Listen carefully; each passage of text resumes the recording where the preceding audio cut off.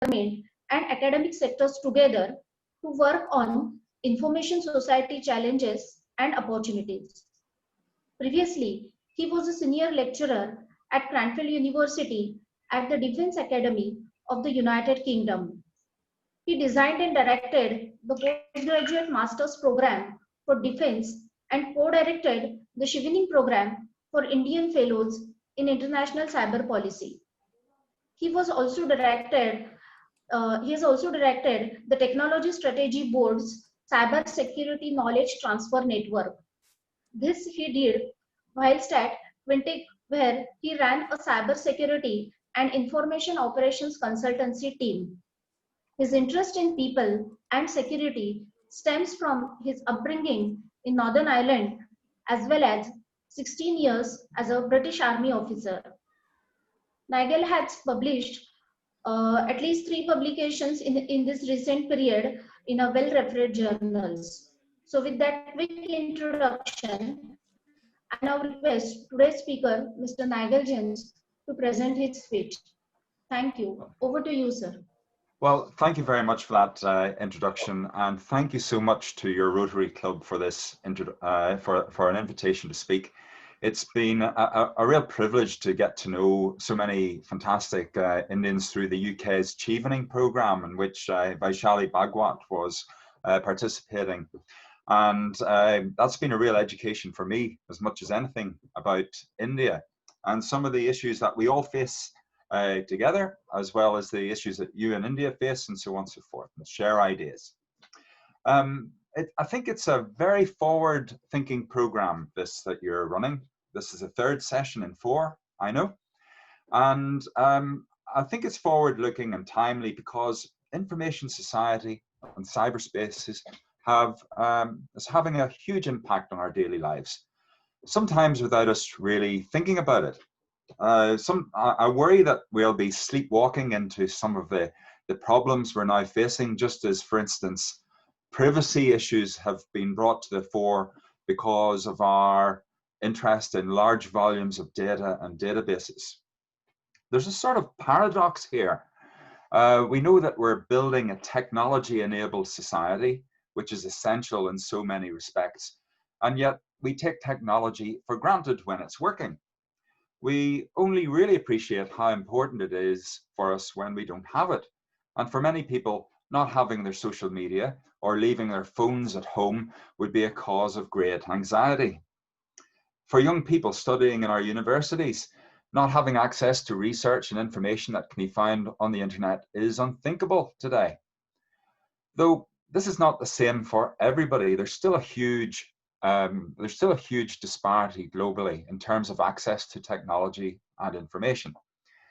The internet is challenging our ideas about privacy, public behavior, the law, ways of working. So setting time aside, such as you're doing, to think about these issues, to address the issues for everyone and not just those who can afford to access the internet. And that's essential. To plan for things going wrong, to think about grabbing the great opportunities that exist in the digital age, to prevent the actions of criminals and other countries from undermining our very way of life and values. These are important topics that you and the Rotary team have had the foresight to address now. So before I start to tell you some stories about what cyber war means and what's happening in the international environment at the moment, I'd just like to remind ourselves of the current and potential benefits of technology and the internet, as this can be the target of people who would have destructive or disruptive intent, which is going to be central to some of the discussion we're going to have. So here's a list of benefits. New types of work and ways of doing business. I've been able to continue working through the pandemic. I think all of us, maybe 5 years ago or later, could not have actually continued working as we have without technology. Before the pandemic, though, I was hearing about, for example, women in some socially conservative societies who had learned to code on computers, and who are now able to work in very practical ways from home in order to earn money, which was seen by many as a step forward in terms of their own independence. Education, access to knowledge and expertise, technology-enabled and immersive learning, which is changing the way that many people in education are engaging with issues that affect us around the world.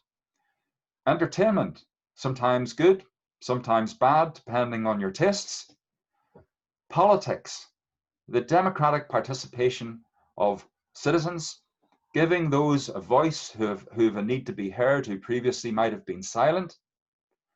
We've seen a revolution in the way that manufacturing is happening through smart supply chains and robotics.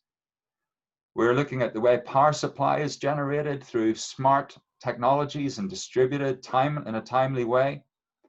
We're looking at positive benefits that affect the environment, or analytics and insight, our ability to model and predict in complex systems. We're seeing plenty of automation. And in fact, when we're looking at development issues, we've seen that, for instance, banking can be brought to rural areas, and that people in remote locations can be given access to government services. All of these and many more are benefits which we sometimes take for granted. So I mentioned access to government services. Well, the downside to much of what I'm talking about is that other people, other criminal groups and other governments can target those and attack our vulnerabilities. So I'll start with a story. In June 2017, Russia conducted a cyber attack against Ukraine in their long-running conflict. This is one of many cyber operations carried out by Russia on Ukraine after Russia had invaded Ukraine's sovereignty in 2014. In this June 2017 attack, what Russia did was infect the software of systems that people use to record their accounts for tax purposes in Ukraine. And if you were using a business in Ukraine, if you had a business in Ukraine, it was likely that you were using this software. Now, the malicious software that Russia installed, once it affected your computer using that software, it destroyed your information. It looked like a ransomware attack. Now, that's an attack which is a criminal gang might use, where if they infect your machine, it encrypts your information on your computer, and then they ask for a ransom to get your data back. But with this attack in Ukraine by Russia, if you paid your ransom, you didn't get your data back, because this was about destroying data. It was about causing harm. The problem was that many other companies, international companies, had offices in Ukraine, and they were using the same software, and they became infected. So large companies like FedEx and Maersk, big logistics companies, they were infected. Maersk lost their communications with their operations around the world. It's responsible for, I think, around 15% of global shipping within an hour. Ships couldn't move in and out of ports. The ports were closed. No one could talk to the headquarters. Maersk had actually created a network which allowed people around the globe to talk and communicate with one another in a global shipping business.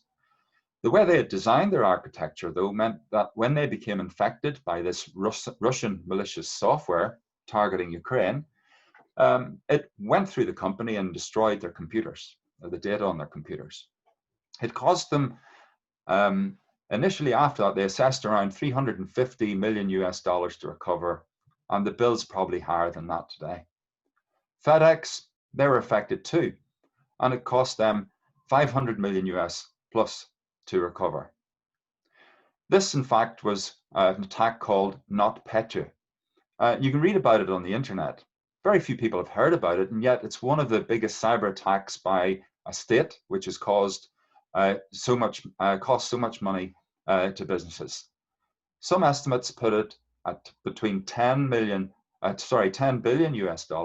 and a recent assessment I saw around $20 billion. So a lot of money. What's interesting about that attack by Russia was it used a piece of software which had made an appearance earlier in 2017 by an attack which originated, so many governments assess, from North Korea. This was in another piece of malicious software which was called WannaCry. It had a similar technology to what Russia would later use, as I mentioned. That particular attack from WannaCry was sent out around the world as a piece of ransomware. And it's assessed that North Korea were doing this as a cash-strapped economy under sanctions to try and make money by using the techniques of criminal gangs. In the UK, our National Health Service was badly affected by this, and it caused many appointments in health service to be cancelled. Many other countries and organizations were affected by WannaCry. So here we have Russia and North Korea using a piece of malicious software in two different ways. One as an attack on Ukraine as part of the geostrategic tension and conflict between those countries, and another using the same technology to try and make money. What's also interesting about this technology was that it originated in the United States National Security Agency. This particular type of cyber weapon, some would call it, was hacked, and it became available around the world to those who wanted to use it, such as North Korea and Russia. So we have the United States implicated by being hacked, and then that software being reused by other countries. Now, if we go back a little bit earlier in the use of malicious software by states, perhaps the most well-known and the first example really to make the news was an attack by America and Israel on the Iran nuclear facilities used for enriching uranium. And of course, for some time, many people around the globe have been worried about Iran's development of nuclear weapons. And so here we had a cyber attack on another state in order to slow the development of that program through destroying the centrifuges that would enrich that uranium. The software that was deployed in the attack actually targeted the switches in the centrifuges, which controlled the speed at which the centrifuges rotated and are spun. And the centrifuges were spun erratically, and they actually shook themselves to destruction. One of the problems with that attack, though, was that the United States and Israel, and that's what widely believed to be behind this particular attack, actually left the weapon behind with Iran, and they learned a lot about how to create those sort of cyber weapons. And in fact, it wasn't too long, a couple of years before we saw a massive cyber attack on the Saudi Arabian oil company Aramco, which led to many computers in that organization being rendered useless. So here we have it. We've got an international system in which many countries, key players, are developing cyber weapons in order to attack other countries. And of course, the intentions of those are various. We've talked about Russia attacking Ukraine. We've talked about North Korea trying to make money. And of course, it's got other strategic tensions in the region and internationally. We've seen China use cyber attacks to gain information about intellectual property in order to bolster their industrial effort. And we've also seen United States and others engage in cyber attacks as part of their effort to slow up nuclear programs. There's a real concern within Western organizations that some countries are using the internet as a living laboratory to carry out the development of weapons. And so for many of us, it's possible that we might be caught up in something in which we're not a target just because another country is actually developing that weapon. This is a form of reconnaissance so that, for instance, when there is a dispute in the future between two countries, one can assume that there will be attacks on our home infrastructure as well. This is becoming normalized. Now, other things that you will have heard of in the news involving other states is attacks on the democracy and of our institutions.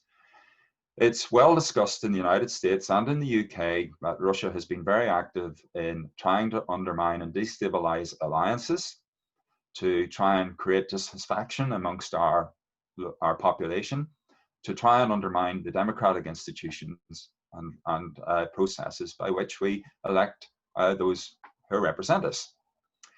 This has been through a variety of techniques, including creating bots of social media bots, robots, if you like, contributing to social media, putting out messages which undermine individuals who are standing for election, or which attempt to mobilize opinions in one way or another against a particular issue or for another.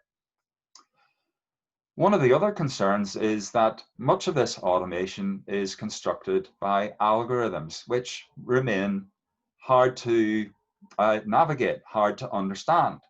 And so much of the automation of the internet isn't particularly transparent, and that poses a problem for us in trying to understand how decisions are made, particularly in the automated area.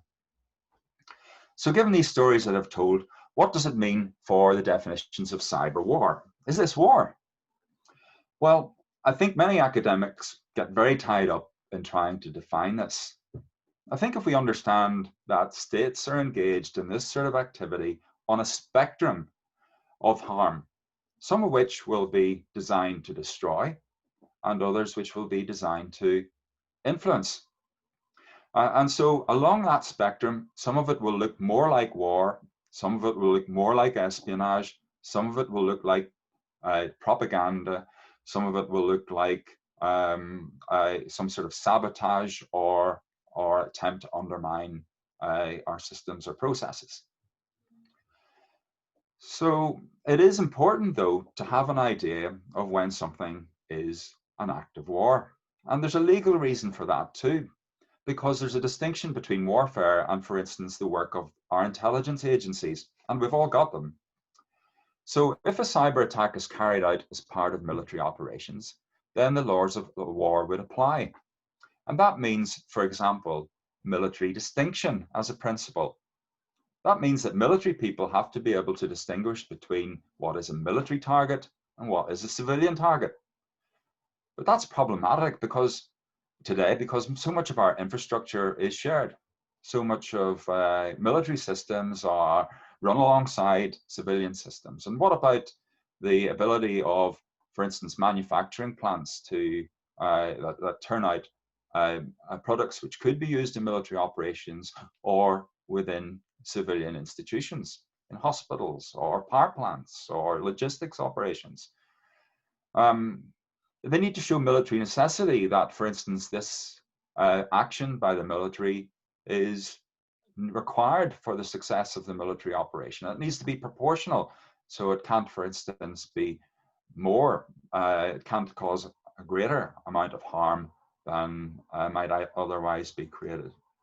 And there's a question about whether this is any of these are possible today in such a connected world. And so planning of these things need to be careful if we're going to stay within the laws of war. Of course, it does assume that states follow those laws. Another thing I think that affects us about cyber war, think about, is that we're not talking about wars that come and go. It used to be that periods of peace were interrupted by wars, and there would be a period of tension, the outbreak of war, and then it would recede. We're talking about something that's continuous today rather than in episodes. So it's not surprising that many countries are now developing their cyber capability in order to defend themselves. And that means not only taking defensive measures, but in many instances, taking offensive measures in order to stop someone else attacking them. But this produces something which we call the security dilemma. It's a well-known concept in international relations, and it goes something like this. The more we prepare to defend ourselves for operations in cyberspace and cyber war, the more others might feel less secure because we've developed capability that they haven't. And so they develop capability, and what that does is makes us feel a little less secure, and therefore the vicious circle continues. Okay, so far I've given you some stories about cyber war, and cyber operations. I've talked about the sort of things that they'll target. It can actually affect our critical infrastructure, our ability to produce power, our ability to distribute that power. And once you lose electricity, there's a cascading effects of other things right across society. So we're not just talking about democratic institutions or privacy here. We're also talking about the things that keep our society going by and large. More and more of our systems are controlled by software, which might be attacked by someone else. So what can be done? What do we have to do in order to prepare? Which in fact is the question set within this particular seminar.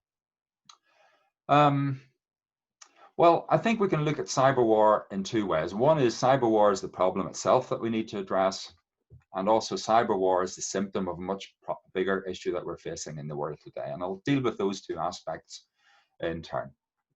Cyber war is a problem itself. Well, first of all, we have to be prepared for the fact that others might turn their cyber weapons on us, and that it will affect us as a society potentially.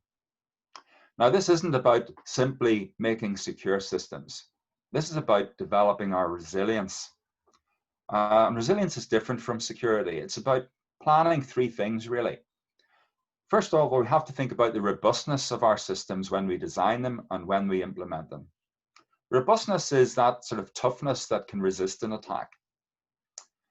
But when we do suffer an attack, resilience means we have to be able to bounce back. In fact, the word resilience comes from a word about meaning sponginess, if you like, elastic, being able to bounce back. And the third thing is to be able to learn and adapt from what our new knowledge of having been attacked. We need to be tougher, we need to be able to bounce back and recover, and we need to adapt and learn. Now, have we prepared within our own society to do that? Have we thought this through in terms of creating a resilient society? This is probably going to have to be backed up with legislation. Now, we all know that some people only have one boss, and that's money. And so sometimes to focus their minds into areas that seem as a cost, we have to give them a reason to comply. And that means that changing the law in order for people to think about resilience of their systems. Now, the way that we've done this in the European Union and the UK, and of course, it's another seminar about the UK's relationship with Europe at the moment, but essentially, there has been the implementation of something called the Network and Information Systems Directive from the EU, which has said that transport systems, health service systems, power generation, water supply, and telecommunications providers all have to be more resilient and follow and improve their processes for resilience in order to harden the countries of the EU and the UK. We need to bring public and private sector organizations together. And this is more challenging than you might think. One of the reasons we have to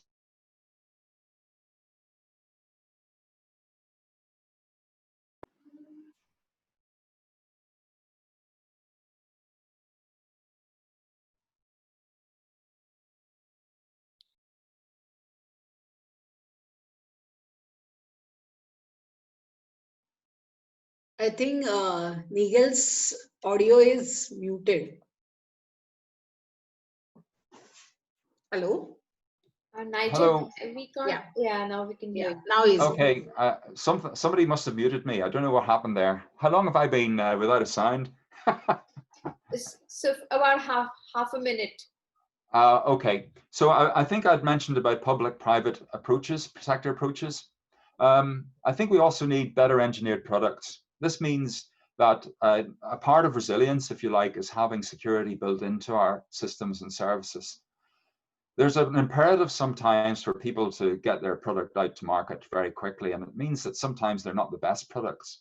So I know that in the UK, we've tried to create a charter by which we look for organizations and businesses that produce products to produce secure by design, secure by default, and privacy by design and privacy by default. So it's a way of working. And I think we all need a better understanding of risk and security culture so that our behaviors improve in relation to supporting that resilience. It's one thing to have a secure system, but if people don't think about their own behaviors and so on, then there's a great opportunity for others to exploit that. Now, as I get towards the end of what I'm saying here, I'd like to talk briefly about cyber war as a system, or sorry, as a symptom of a bigger problem. And that is the tension that exists in much of the world today.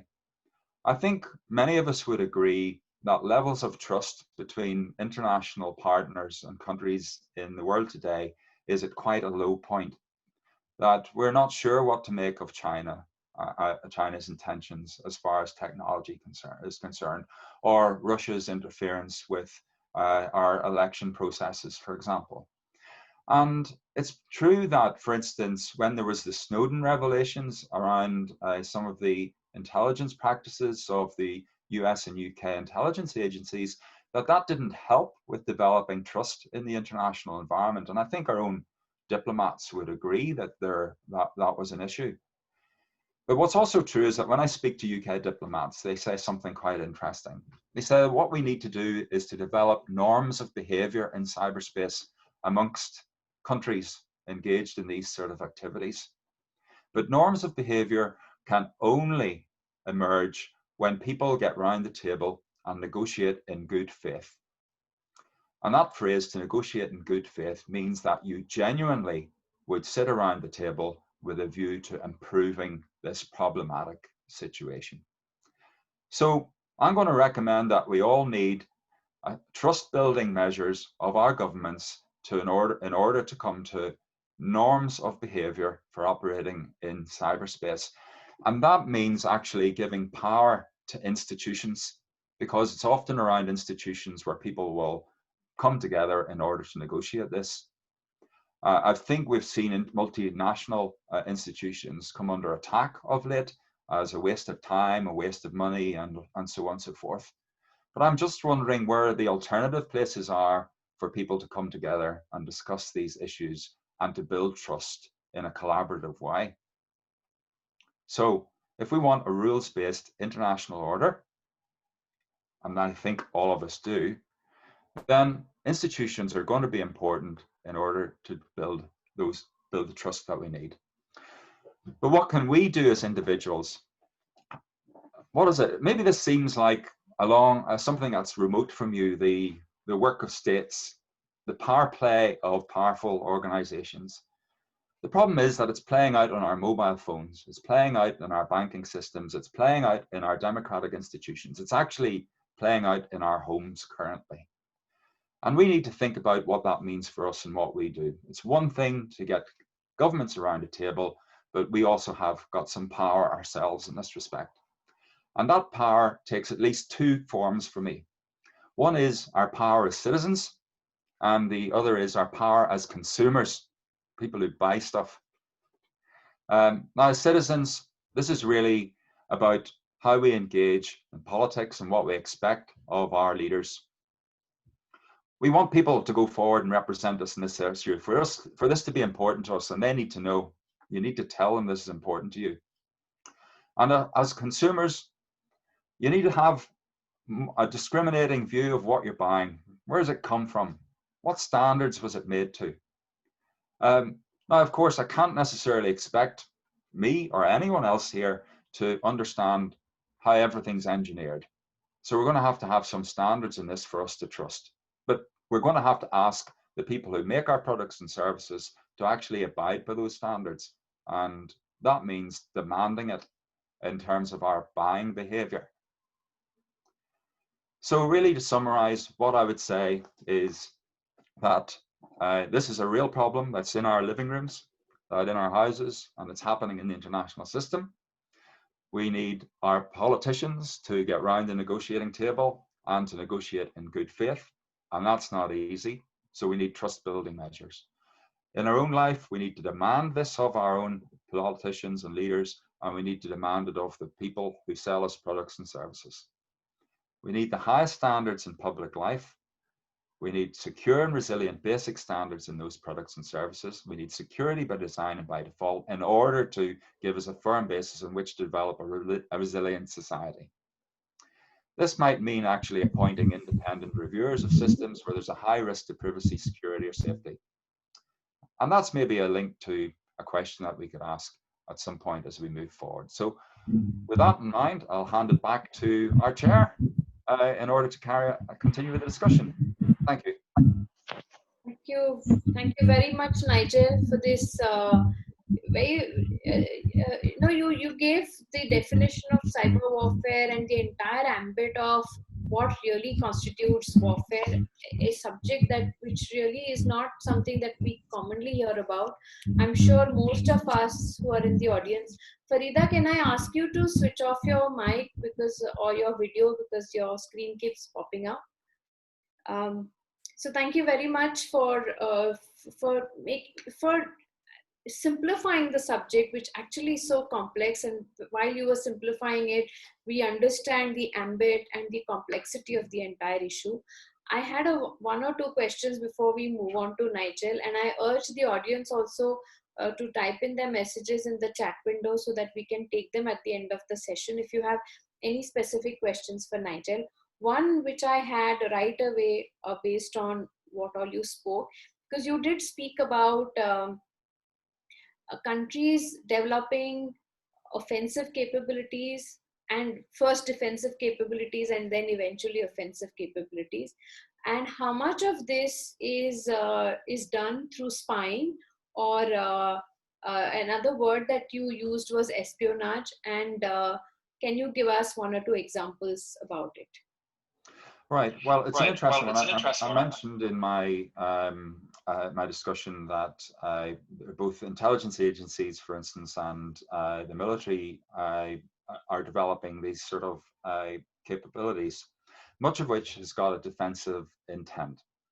But the point at which something moves from, if you like, an espionage or intelligence to military one, it means that there's a change in the law, at least in the UK and NATO context. NATO, for example, really takes a defensive posture in cyberspace and leaves it up to individual countries to think about their own offensive capability. The UK has actually started to publicly discuss its development of offensive capability. This is bringing this sort of cyber weapon into the toolkit of military. And that's partly a recognition of the sort of tactics used by others within a military context, and also the fact that the military use kit now, which is driven by software and computing like anywhere else, and so they're having to defend that system, but also potentially attack others within this. So you can see that there's the difference between espionage in one way and military use in the other, but it's not always easy to recognize this.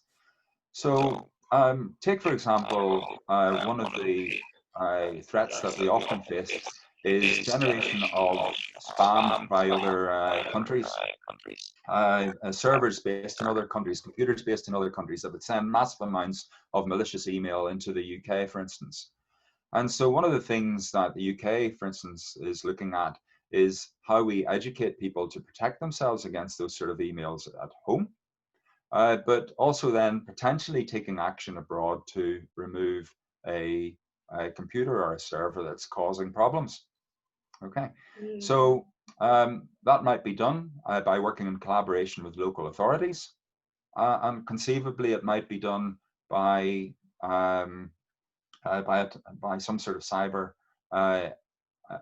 incident or attack on it from the UK.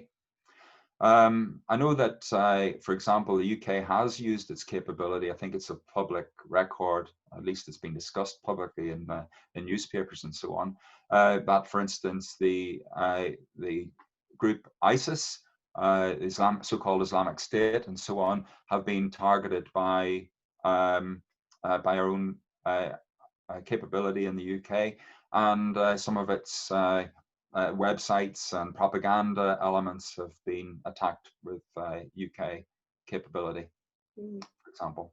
Yeah, it's very interesting the way you've given this the example of how spam actually works as a cyber weapon, because nobody thinks of spam is generally thought of as something that just causes nuisance and is irritating and just perhaps just floods my inbox, and there's no more thought given to something as spam. But I think for all of us, because this session is about creating awareness for good hygiene of using cyberspace, and this actually is absolutely valuable information.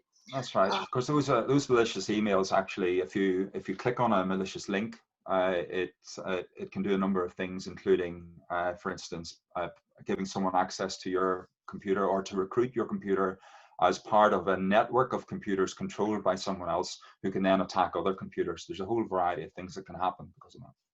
Yeah.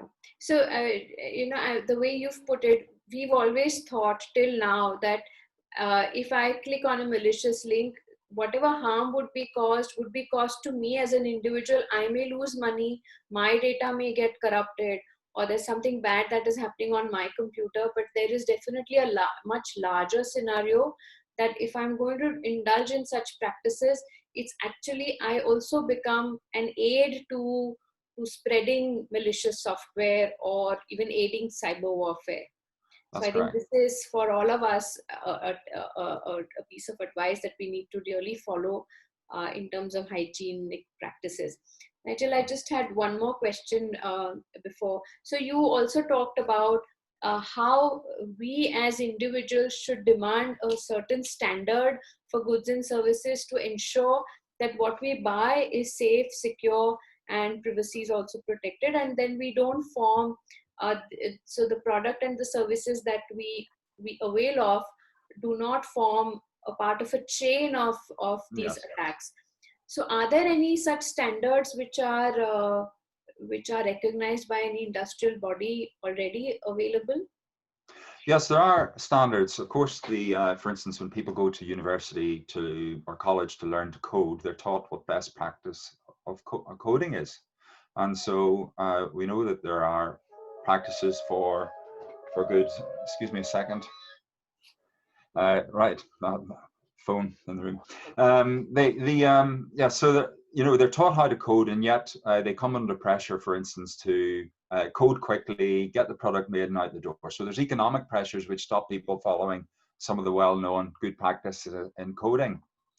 The UK has been trying to develop a code of practice for Internet of Things developers at consumer level, so that, for instance, that security by design and by default, that you can change the password yourself, for instance, is a basic standard. And so that they're rolling that out at the moment, and looking at the degree to which it should actually become law rather than just a good practice guideline. But these things are important, actually, and it has to change the practice within engineering and production. It's not easy because there's so many market pressures on organizations. But you wouldn't buy something that was going to make your house burn down. You wouldn't buy something that was unsafe. And we need to think about software in the same way.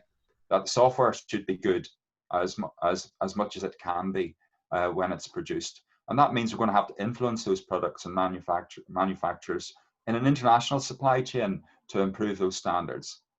So many of the bits of our equipment are made in another country, and then they're brought and assembled in another, and then they're sold in another. And actually doing this in an international supply chain, again, points towards collaboration around these standards. Right. And so people know what good looks like. They really do. There's standards to follow. It's a question of creating the economy that will support it. Yeah. So I have a few questions on the chat too, which have been asked by the participants.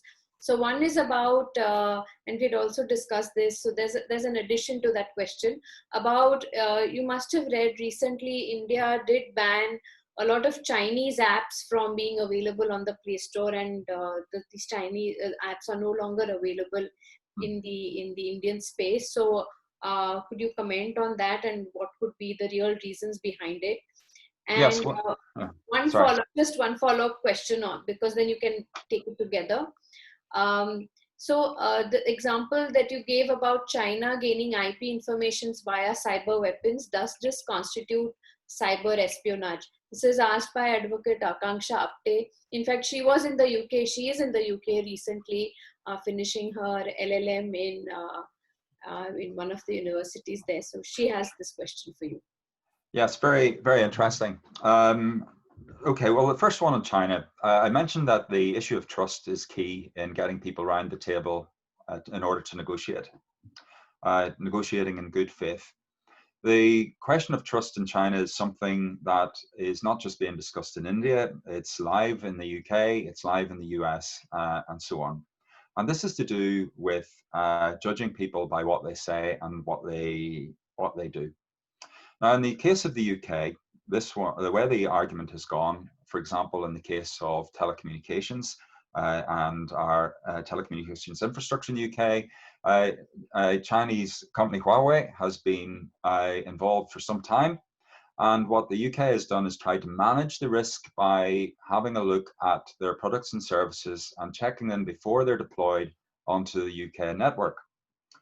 Now, it was argued up until relatively recently that this could also be done for the rollout of so-called 5G technologies, and that we could, if we limited Chinese technology to non-core elements, to make sure they weren't in the most important bits of our system, then we could manage that risk effectively. Now, over time, I think partly because of political pressures, but also partly to do with relationships with China, that has become more problematic, and that's really being looked at. So anyway, if we want to trade together, if we want to have an international supply chain, if we want to have good products and services, if we want to protect privacy and the rights of citizens, where it comes back to the whole issue about trust building and getting around the table and negotiating in good faith. We're not in a position to do that, particularly at the moment between any of the countries that I've mentioned, but we must make sure that that happens if we're going to have the trust that we need.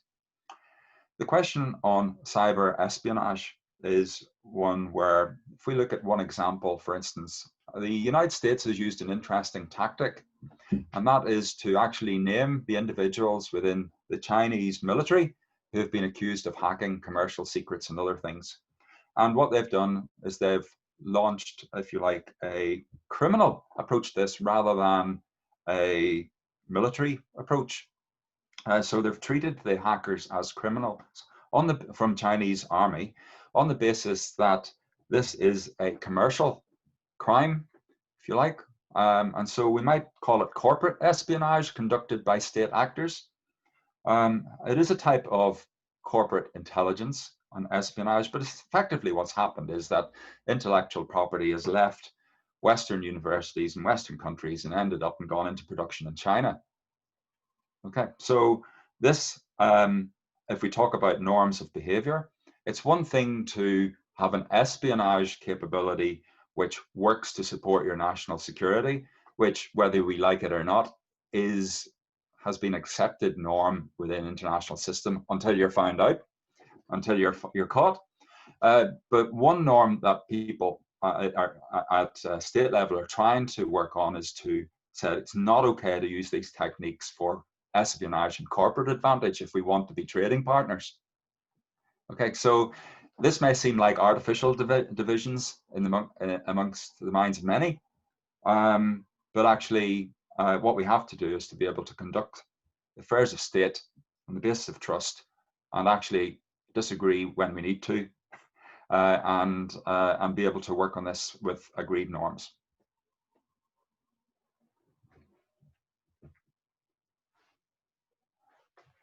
Vaishali, I think you're muted.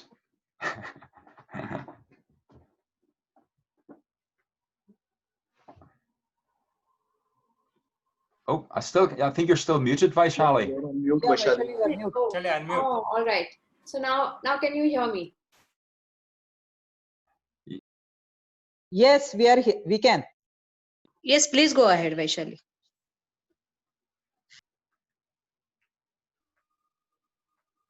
You are again muted. Vaishali, unmute kar. Someone is muting me when I start speaking, so please don't do that. I promise I will keep my speech brief. So Nigel, thank you very much. We have a lot of questions coming on in the chat for you, but let's go over to Annaaand first, and then at the end of the session, Nigel and Annaaand can answer all your questions together.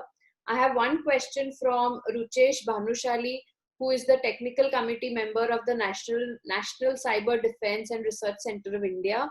He has a very specific question for you on DDoS and attack by BOTs and liabilities. But I'll take that after the session is over. So Annaaand will get, say, 15-20 minutes to Okay, thank you.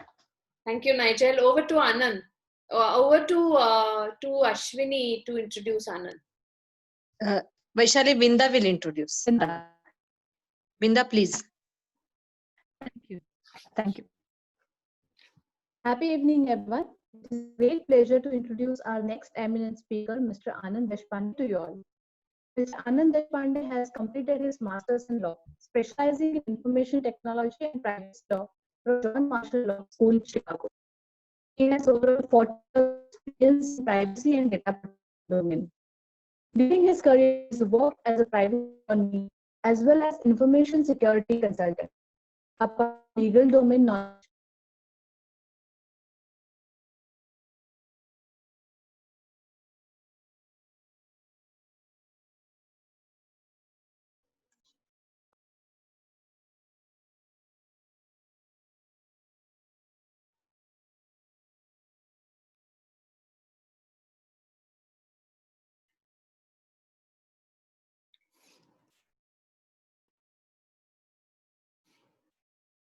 Vinda, we can't hear you. Vinda, perhaps you have with Vinda again. She's on mute.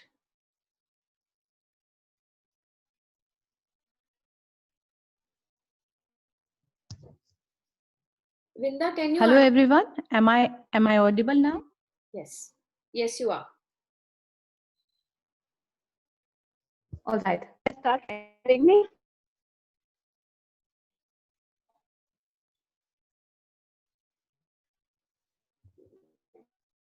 Happy evening, everyone. Am I audible? Yes, you are, Vinda. Yeah. So I'm starting right from beginning. Mr. Annaaand Deshpande has completed his Master's in Law, specializing in Information Technology and Privacy Law from John Marshall Law College, Chicago.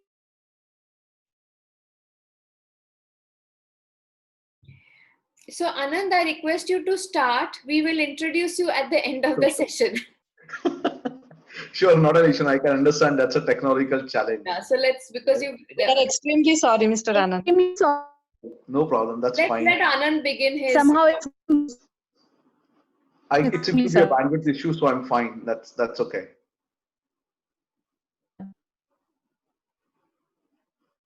I hope everyone is able to hear me, right? Yes, yes, please. Thank you. All right, so thank you so much, Vaishali, and all the chairpersons of Rotary Club for giving me this opportunity to present my thoughts on the topic of cyber warfare and resilience. It's my honor to share the panel with Nigel. Thank you, Nigel. Before I start today's discussion, just wanted to give a quick legal disclaimer. All these thoughts which I'm presenting in today's session are purely mine, and they have no relevance or association with my current or previous employments. Today, I'm going to tell you a quick small story about data, freedom, technology, and law. In the battle to achieve the superiority and commercial gain, like Nigel explained earlier, we have experienced unseen hands harvest our personal data, tapping into our hopes and fears. This has resulted in a cyber war, or you may call it as an information war. Now, to explain this further, I'll divide this into 5 quick chapters.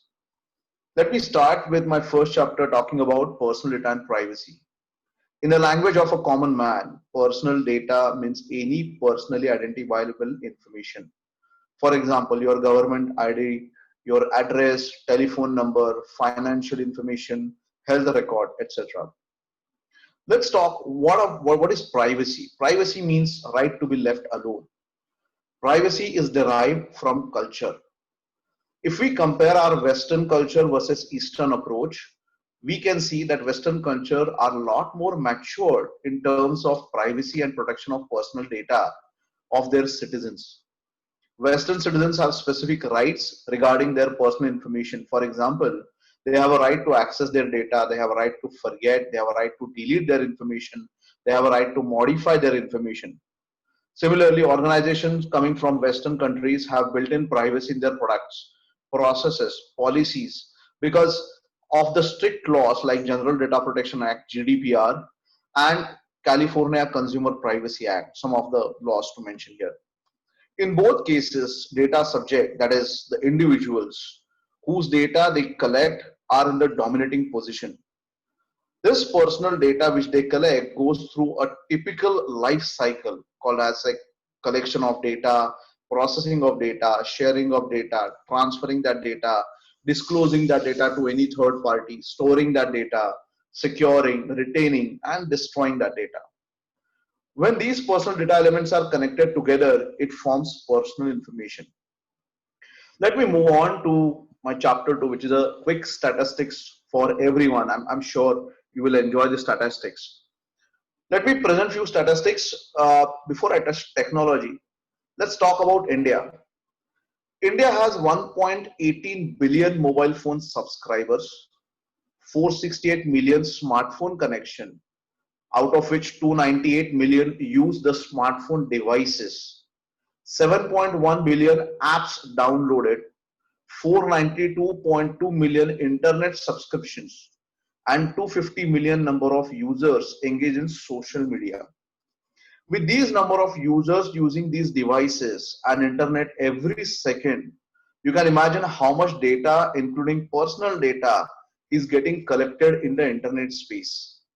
According to certain websites, only Google processes more than 40,000 searches every second, which is 3.5 searches per day. Remember, as of yet, I haven't touched to the social media like Facebook or Instagram. If I want to talk about Facebook, omnicoreagency.com, that's the website that states that in September 2019, Facebook has 54% of female users and 46% of male users. 88% online users are between the age of 18 to 29, and 84% users are between 30 to 49. Now, if I want to move this technology and privacy together, which is my next chapter, for those who are working in the technology department or development, they are well known that technology on its own cannot give the desired result unless it has a specific input, to process that or generate the output. In common man's language, we say that technology is a machine and it requires raw material to create the finished product for the sale. Here I'm referring to personal data attributes as, for example, your phone number, your name, email address, financial information as a raw material. When this raw material, that is personal data attributes or your personal information, gets processed through the technology like data analytics, big data, data modeling, artificial intelligence, Internet of Things, or data mining, it gives desired outputs in the format of reports, targeted advertisements, help to design business strategies.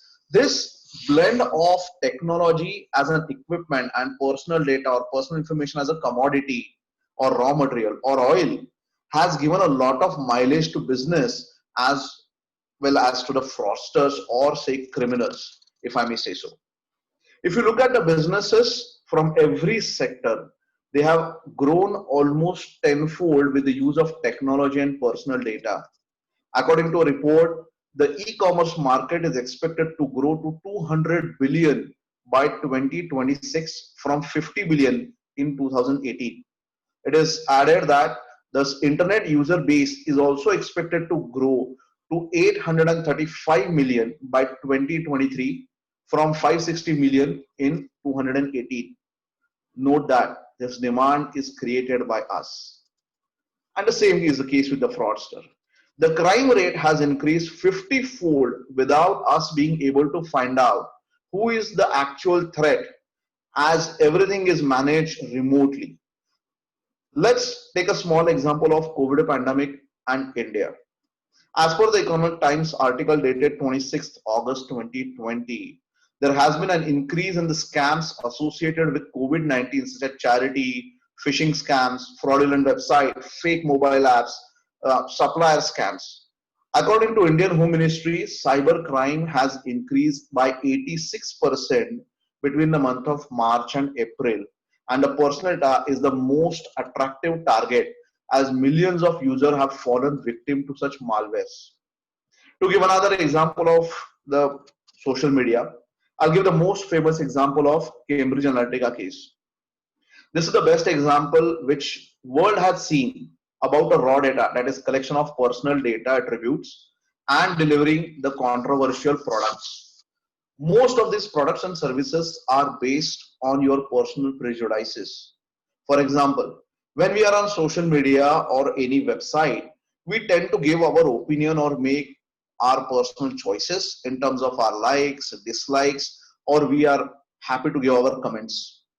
These are nothing but personal prejudices. Technology captures such personal prejudices and performs targeted advertisement or posts to influence the reader. Now, how privacy and law are connected together, that's my fourth chapter. Recently, Honorable Supreme Court of India has given a verdict that privacy is a fundamental right. In fact, India is drafting and going on to discuss a tough privacy bill during this winter session, which will soon become a law. In terms of current legislative landscape, from criminal to civil perspective, we have IT Act 2018 amended and the rules under it to give protection to privacy in India. In my opinion, in the race of technology and law is more reactive than proactive. This means law will give the remedy post personal data is breached. On the other hand, I feel proud to say that Indian Cyber Police has increased their capability and reach in terms of tracing the fraudster and bring them to the justice. Now, what are the remedies over here? That's my fifth chapter. You may wonder who will give me proactive protection in terms of my own privacy. My simple answer is it's you. You yourself can give protection to your privacy. From legal perspective, there are hardly few countries who have laws specifically on privacy. Most of the laws in the world are data protection laws than privacy laws. Further, most of the laws in the world are reactive nature. That is, legal action can be enforced post occurring of certain event. However, compared to laws, security is more proactive. That's why Nigel specified that security by default is the important aspect over here. If we decide to protect ourselves from any kind of such privacy or cyber breach, we can do so more from a proactive perspective. You may wonder here, how is that possible? Here are some quick and easy solutions on which you may want to think before you act. First, if you are on a social media, make a choice whether you want to express your political, religious, health, or emotional quotient here. Second, would you like to participate in certain challenges like couple challenge? Third, would you like to post your photographs of celebrating your holidays, new purchases, for example, car, house, maybe family or office parties, etc. Fourth, leave your phone number on social media platform in the form of a post. Fifth, enabling the privacy controls provided by social media platforms. And last but not the least, read the privacy statement or notice before you share your personal information to anyone who is there on the social media. Now, there are certain steps that can be taken in terms of privacy breaches or cyber frauds. Right? Do not reveal your KYC information over the call. Visit the necessary branch in person or upload the documents on the email ID given on official website and not on the email ID shared by the person on the call. Do not load your applications which is asked by the telecaller. All the Paytm frauds you may remember, such they call you and ask you to load certain application. Such installations may lead to authorizing the access to the fraudster. Do not link your debit or credit card to the wallets. You can go and add the money one time and then go on topping it up. Do not access your banking information from unknown system in case of any emergency, as you don't know whether the device can be trusted or not. Do not speak your personal information like business related recoveries, purchasing of new assets within your family in front of your housemates. Time-based security is a mode of continuous monitoring used for detecting the frauds. In short, your privacy and security of your information is only in your hand. Let's not wait for any unfortunate event to happen and then take reactive course to fix it and learn the lesson in a very hard way. Thank you. Thank you, Vaishali. I guess I wanted to keep this very short. Thank you very much, Annaaand. Again, as Nigel had a very interesting and a new topic, new in terms of for all of us to listen to. Similarly, yours was because privacy and data protection, our terminologies till now are generally spoken either within people related with technology or related with law or policy. It has really not percolated down to you and me as mere citizens. And in a way, the general sense is we really don't care about our data and what happens to it. So it was very important that me and the others listen to this subject from a standpoint as how am I affected as an individual. So thank you very much. You have simplified. I know how complex this topic is. So it's simplifying it was in itself a challenge. So thank you very much. There are a lot of questions for you too coming in. But I have a few questions for you. And this especially is in the Indian context because the way I said, we really don't care about data. Is one, and also technology sort of forces me to reveal a lot of data about myself. So could you tell us, say, top 5 things that a common person should do when it comes to his personal data and how he should share it? Absolutely. So like I said earlier, first thing is when you are going to disclose your personal data to anyone or any website or any app to be precise, first ask, where is the privacy statement? Most of us don't know what is privacy statement. Now, if you typically see what a privacy statement carries a specific information as to how that organization who is collecting the data or how that app which is going to collect that data, how they're going to process that data in the sense the way they are going to collect that data, they're going to use it. What is the purpose for this that information is collected? What byproduct they are going to create out of your information? Who are the people to whom that information will be disclosed? Are there vendors? Are there contractors? For what purpose they will be disclosing it? Is my information going out of my own country or geographical boundary where I am comfortable with, or where there are adequate protection to my data? What are the security you are putting near around my data? What happens usually, we go and click on in a hurry and just bypass everything to I agree. We are in a hurry because we just want to, somebody has done that, I also want to do it. Take a simple example, couple challenge. Go to Facebook. You see how many people have participated with the couple program, right? Couple photos. Who knows what is the couple challenge? Who has put up? What are they going to achieve it? You could, sorry, Annaaand, you could tell what a couple challenge is to Nigel because he seems, his expression seems to be, he doesn't know. It must be very Indian, I guess.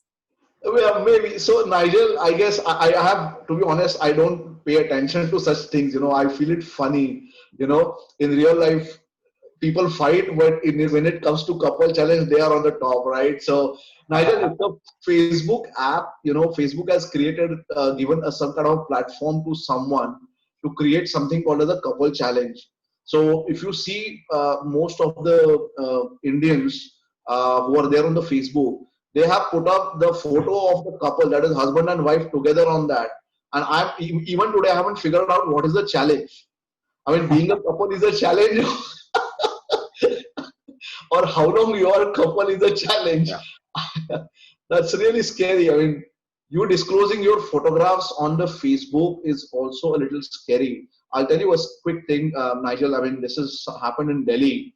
There was a gentleman who had a business of construction, and he has gifted his son an Audi, right? And that Audi he kind of posted as a birthday gift and everything. and he gave some party to his friends in some club. Unfortunately, he posted all the pictures of his Audi or the club party birthday thing on the social media. He was taken for ransom and Right. he was murdered, and his dead body was sent to his parents. Yeah. Facebook threat, right? How much? And that's why I said preventive versus reactive, right? So you have to make sure that whatever you publish on social media, let it be any social media. I'm not just blaming Facebook. You can go to Instagram also. You will see some funny things going on Instagram, right? So why do you post it? What I want to achieve it? Is it supremacy you want to achieve it? Is there a commercial gain for which you're doing it? I mean, you have to identify and make a proper choice. I'm not saying it's bad, but whenever you make a choice, make a wise choice, and then you share your information with the trusted platforms. Annaaand, I think those are skills that, sorry. I think those are skills that have to be taught, actually, and people have to learn it so they can get the mindset of what is risky behavior and what is less risky behavior. That's why, Nigel, I said that rather be proactive rather than reactive, because after, once you have some kind of an incident, you running to police, you running to the lawyer, then to judiciary, then an investigation. It's a pain for everyone. It's a pain for everyone, right? Mental stress is another thing. So you can think of it. That's why the most important thing I believe is awareness, and that's where you and me come along to such kind of a forum where we spread the awareness as to how these things affect to people or their real life. I mean, I'm sure how many people really do a search, that how many hits Google search gets per second. Yes. Nobody knows. We just quickly do a Google search and find the answer. I think I started my talk by actually specifically talking about the benefits of the technology, and there's no doubt that there are many upsides to taking the risk. To use the internet is to expose yourself to risk. It's not risk-free. And so what we're talking about here is trying to minimize that to a level that you're happy with. But recognizing what that risk is one of the problems, because people think it's risk-free. Yeah. So sort out your security settings, as you said, but understand that against the upside of this service, there's also a downside. And are you happy with that? True. Becomes the question. True. So Annaaand, I have two questions coupled together. One is, could you give us a basic definition of what really is meant by private personal data? So it could be, so personal data, and whether there's any difference between personal data, which is perhaps more sensitive than the other parts of personal data, if you can give us that differentiation, and whether this data, which we willingly or sometimes unknowingly disclose on various social media platforms, can it be used to manipulate me or influence my decisions on a long-term basis? Does that happen? Sure. So let me start with what is personal data. So there is no restrictive definition of personal data, right? Earlier, you see in India, we had permanent account number, that is PAN card. Then we had driving license. Then we have voters card. Then we have Aadhaar card. Then we have passport, right? There are multiple IDs. So anything that identifies you is personal information. If I say somebody's address, if I pick up somebody's phone number, from that, if I identify, okay, this is Advocate Vaishali Bhagwat, definitely that becomes personal data.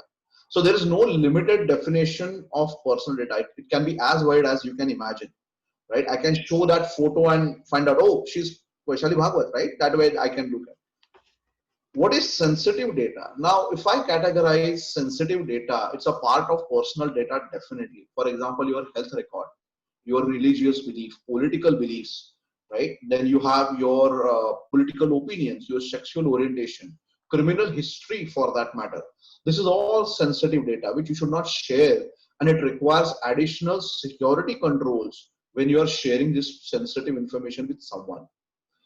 Beyond that, there is something called as critical personal data, which is about your kids, right? Kids which are typically minor, right? Their health data, their Aadhaar, anything which is associated with them. And that's very important to protect. Now, to answer your second question, that if the information is released or gone out of me without any knowledge or something, there are two ways you can do it. One, you can be cautious because your information is in personal domain. Who is calling you? Who is targeting you some advertisement or certain products? Why they are doing that? And then unsubscribe that. That is one. If the second option is that you can go and delete that information when you get to know that yes, I have given it wrongfully, let me go quickly and delete that information from the social platform. If that is not possible, the third option is go to the privacy statement of the app. There is specific email ID which is usually given, contact us in the form of. Just write an email to them, hey, that I want to get out of this information. Can you help me? And they will try to get out of you from that particular post. You know, these are the three quick options what we can put here. Okay, so thanks again. I'm going to some few questions. So one time announcement for both the speakers. We've already exceeded our time, and we are asking for more time from you because we are already at 8:20. Is it okay for both of you if we can still continue this for another 10 minutes? Because we have almost all the people waiting as audience. I just see about 10-15 people who have left. Sure, no problem. I'm fine. Is it okay, Nigel, for you? Yes, absolutely. Yeah, no problem. Thank you. So, Annaaand, there is this question for you from one of our senior Rotarians. She's asking, is how secure is our Aadhaar data? I definitely would say it is secure, you know, in terms of technology, it is definitely secure. If you see earlier, you might have seen that, I won't name, but certain people were standing out of pawn shop to link your Aadhaar with your mobile number or any other government IDs, right? Now that has stopped. Government has put a limit that only banks can connect to Aadhaar directly. They have not yet given such Aadhaar rollout to anyone to identify the individuals. So as of now, till the time we don't hear any breach per se from the government, I would say it is still safe. Okay, so Ujwala, you've got your answer. There's another question, Annaaand, that why do you have so many A's in your name? So somebody has asked me that question while I was presenting. I read that. So it's a numerology jargon. So it's my belief, I would say, my personal data at the end of the day. All right. So another one for you again, Annaaand. Apps which we download from Google Play ask for our location, contact details, photos, etc. Without giving permission, such apps don't work. How safe is it to give such permissions? I guess that those things have changed recently. Those things have changed. If you refer to the privacy statement of such apps, once you or before you download, right, you can understand why they are asking you that. For example, so earlier, if you say Paytm, let me give a quick example. A Paytm, if you did not give a camera permission to Paytm, it would not give you the benefit of scanning the QR code, right? So you need to understand why that particular app is asking a specific permission, maybe to your photos, maybe to your camera, maybe to your directory, SMS. Understand that and then make a choice. There are certain, if you go to your phone and if you go to the settings, for certain apps, you can configure allow and disallow button over there, right? You can use that and then configure it properly. But my first suggestion is read the privacy statement, why the app is asking this permission, and then make your choice. Thank you, Annaaand. Nigel, I have one question for you, which I'm going to read out. It reads like this: what law will be applicable when there is a DDoS attack by the bots? Who will be accountable under, and under cyber law, do we have provisions for such incidents as the attackers have been very sophisticated?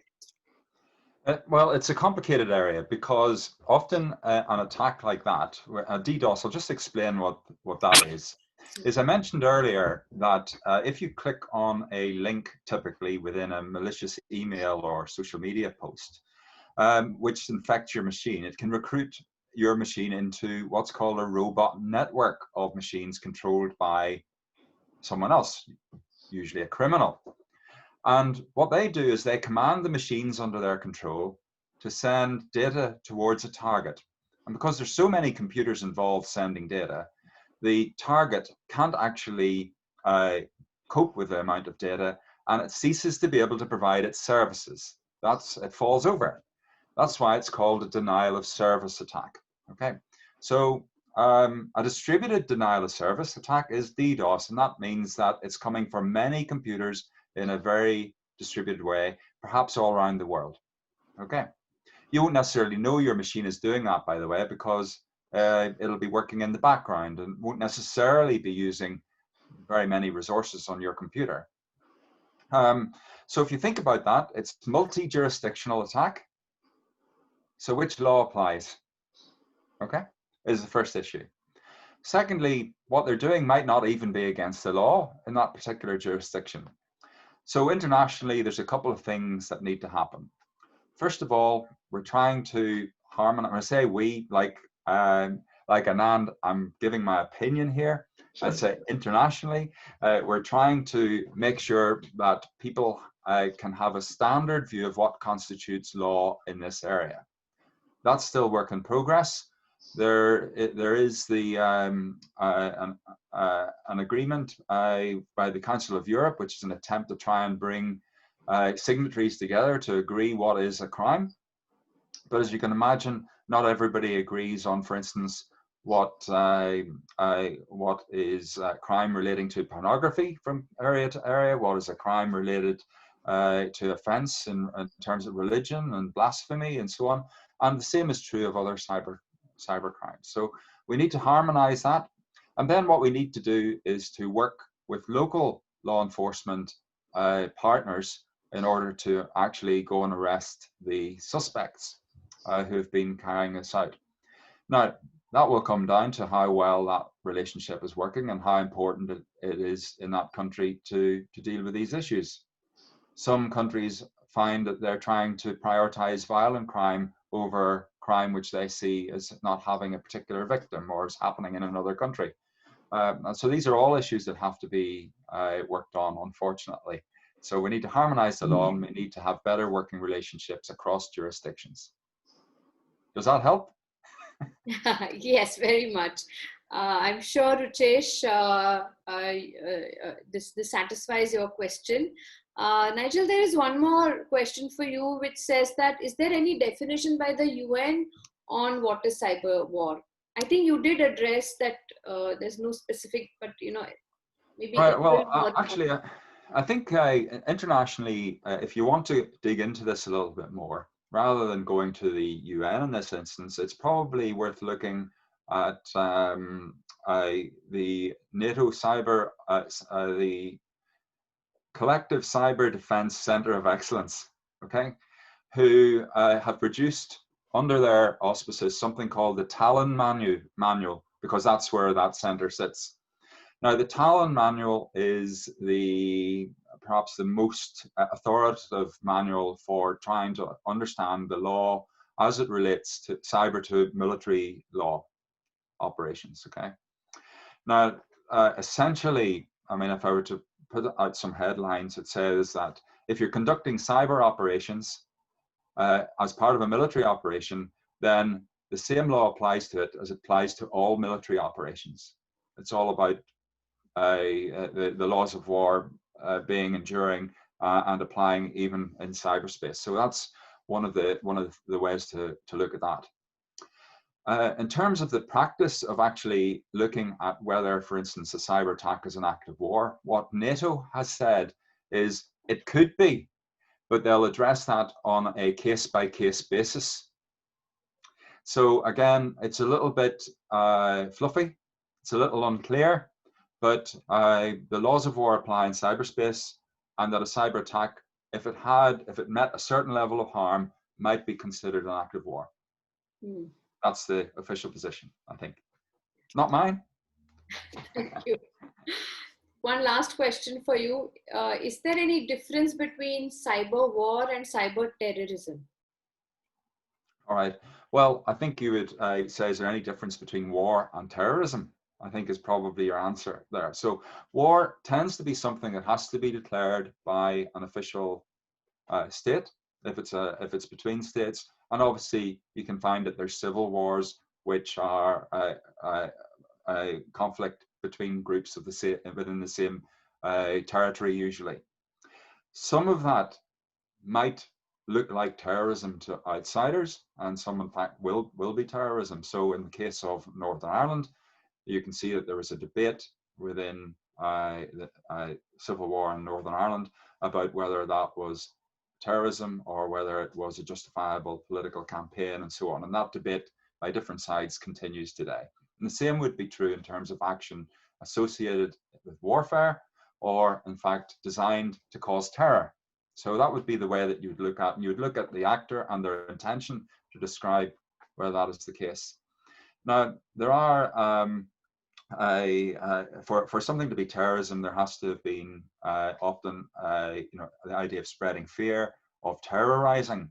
And there's a question mark over whether a cyber operation really causes terror or not, or whether in fact it could lead to death.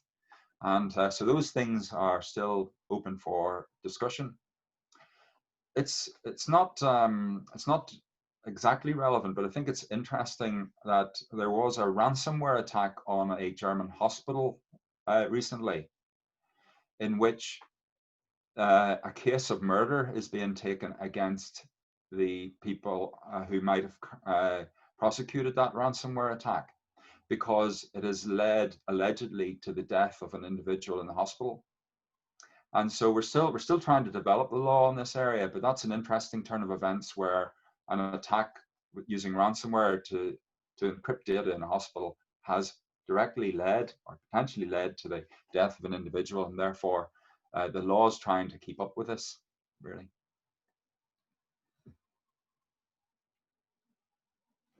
Oh, I can't hear you, Vaishali. Thank you very much.